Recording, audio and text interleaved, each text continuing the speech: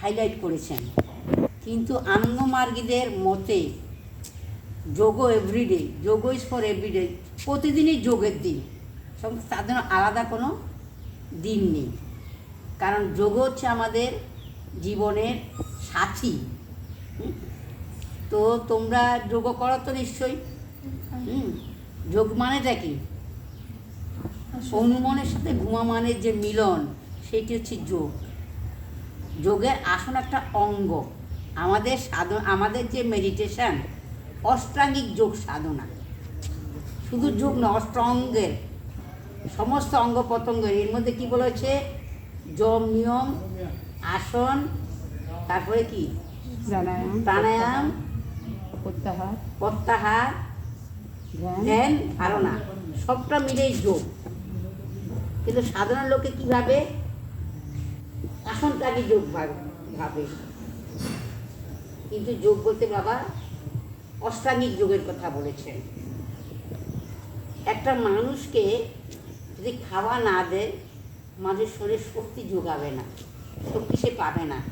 সেই জন্য মানুষের তিনটা শক্তি আছে, একটা শারীরিক শক্তি, একটা মানসিক শক্তি, একটা আধ্যাত্মিক শক্তি। কটা শক্তি হলো? তিনটার মধ্যে কোন শক্তির বেশি ক্ষমতা, কোন শক্তির বেশি প্রাবল্য মানুষের দেহে? আধ্যাত্মিক শক্তি। শারীরিক শক্তির দ্বারা তুমি একটা মানুষকে হারিয়ে দেবে, একটা বলশালী একটা কাঠের টুকরাকে উঠাবে, লোহাকে উঠাবে শারীরিক শক্তির দ্বারা। আর মনের শক্তির দ্বারা কি করবে? মনের এত শক্তি, একটা কাঁচকে তুমি মনের শক্তি দ্বারা ভেঙে দিতে পারো। একটা ইটের টুকরাকে মনের শক্তিতে 2 টুকরা করতে পারো। আর আধ্যাত্মিক শক্তির দ্বারা কী হবে? তোমার মনের ভিতরে কি চলছে সেটা তুমি জানতে পারবে। এখানে বসে তুমি আমেরিকায় কী হচ্ছে, কার মনে কী রয়েছে, সেই শক্তি তুমি বুঝতেও পারবে, ফিলও করতে পারবে। আধ্যাত্মিক শক্তি এত ক্ষমতা।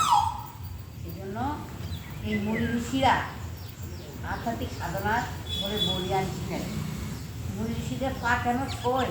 তার আধ্যাত্মিক দিকে বেশি শক্তিশালী।